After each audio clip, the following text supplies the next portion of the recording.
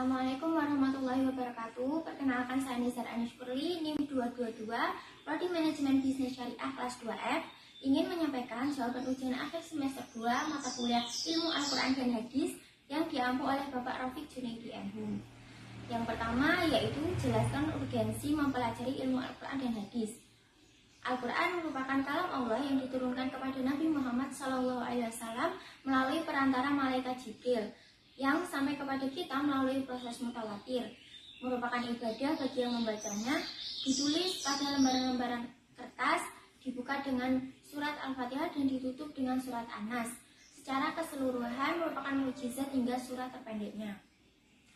Pentingnya mempelajari Al-Quran telah dipaparkan lewat surat Yunus ayat 57 dan ayat 58. Kedua ayat tersebut menjelaskan bahwa sesungguhnya Allah telah mendatang kepada manusia pelajaran yaitu Al-Quran sebagai penyembuh bagi penyakit-penyakit yang berada di dalam dada dan petunjuk serta rahmat bagi orang-orang yang beriman. Oleh sebab itu, manusia harus bergembira atas rahmat yang diberikan Allah baik dari apa yang mereka kumpulkan. Dengan belajar Al-Quran dengan ikhlas, seseorang akan mendapatkan kecerdasan akal yang gemilang, hati yang sehat, lapang tenang, tentram, mendapatkan petunjuk, hidup terarah atau rahmat atau pemberian yang baik dari Allah SWT.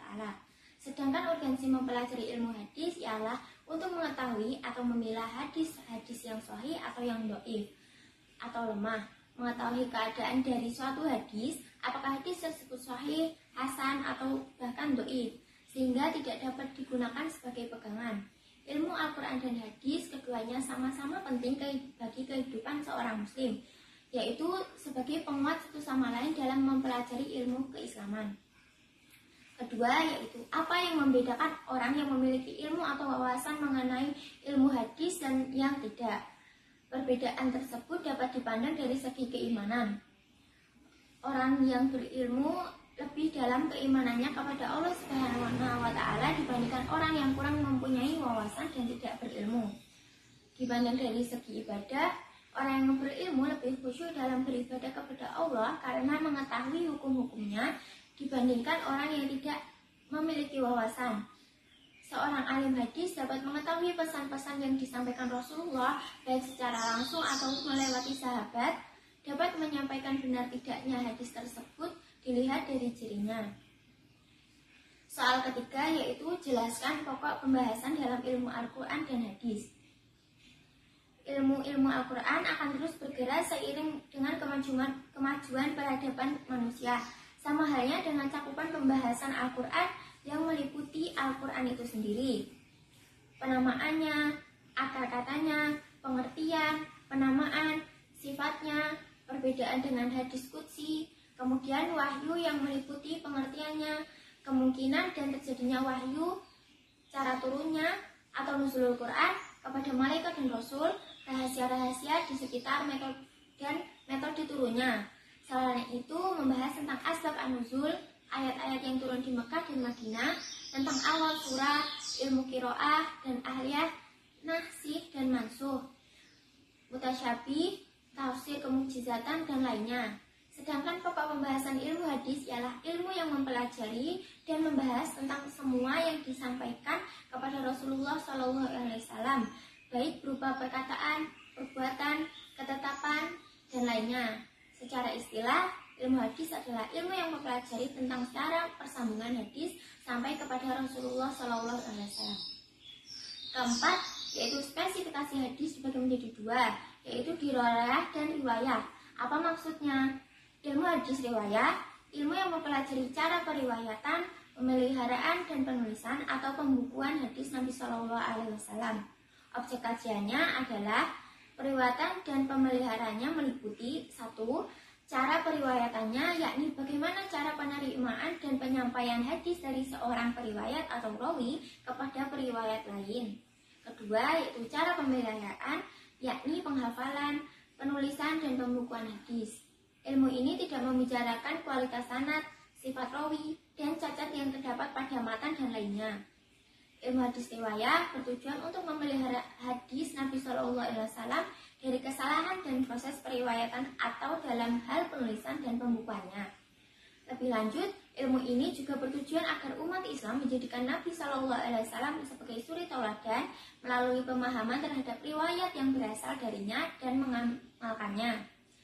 Ilmu hadis riwayah yaitu ilmu yang mempelajari kaidah-kaidah untuk mengetahui hal ihwan sanad, matan, cara penerimaan, penyampaian hadis, sifat rawi, dan lain-lain.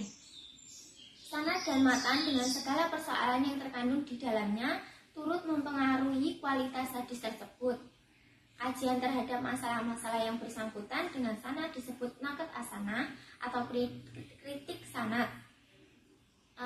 Kritik ekstrim disebut demikian karena yang dibahas ilmu itu adalah akurasi atau kebenaran jalur periwayatan dari sahabat sampai kepada periwayat terakhir yang menulis dan membukukan hadis tersebut. Tujuan dan faedah ilmu hadis riwayah adalah untuk mengetahui dan menetapkan makbul diterima atau madad ditolaknya suatu hadis. Dalam perkembangannya, hadis Nabi Shallallahu Alaihi Wasallam telah dikacaukan dengan hadis-hadis palsu yang tidak saja dilakukan oleh musuh-musuh Islam, tapi juga oleh umat Islam itu sendiri dengan motif kepentingan pribadi atau kelompok ataupun golongan. Oleh karena itu, ilmu hadis riwayah ini mempunyai arti penting dalam usaha pemeliharaan hadis Nabi Shallallahu Alaihi Wasallam. Dengan ilmu hadis riwayah dapat diteliti hadis yang dapat dipercaya berasal dari Rasulullah SAW, hadis sahih, dhaif atau palsu. Yang terakhir yaitu jelaskan perbedaan hadis sunnah, khobar, asar beserta contohnya. Hadis adalah sebuah contoh dari segala macam bentuk dan perkataan yang berasal dari Nabi Muhammad SAW, perbuatan dan juga segala macam ihwal yang dimiliki beliau. Contoh yaitu surga dikelilingi dengan sesuatu yang tidak disenangi, neraka dikelilingi dengan sesuatu yang menyenangkan. Hadis riwayat Muslim. Sunnah adalah sebuah cara yang dimana akan dapat ditempuh, baik itu dengan cara yang baik dan juga cara yang buruk. Contohnya yaitu saya mendengar Rasulullah SAW bersabda, semoga Allah memperindah orang yang mendengar hadis dariku lalu menghafal dan menyampaikannya kepada orang lain. Berapa banyak orang menyampaikan ilmu kepada orang yang lebih berilmu dan berapa banyak yang membawa ilmu yang tidak berilmu. Hadis riwayat Abu Dawud. Yang ketiga, khobar. Khobar mirip dengan hadis, yaitu adalah segala macam bentuk dari berita yang dilakukan penyampaian dari seorang untuk orang lainnya. Contohnya, barang siapa melakukan perbuatan yang tidak ada perintahnya dari kami, maka ia tertolak. Hadis riwayat Muslim. Dan yang terakhir yaitu asar.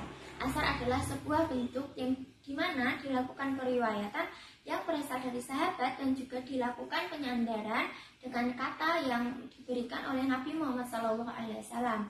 Contohnya, menurut sunnah, hendaklah imam bertakbir pada hari raya Fitri dan hari raya Idul Adha sebanyak 9 kali ketika duduk di atas mimbar sebelum berkhutbah. Hadis riwayat Baihaqi.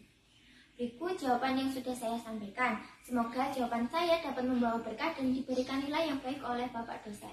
Sekian dan terima kasih. Wassalamualaikum warahmatullahi wabarakatuh.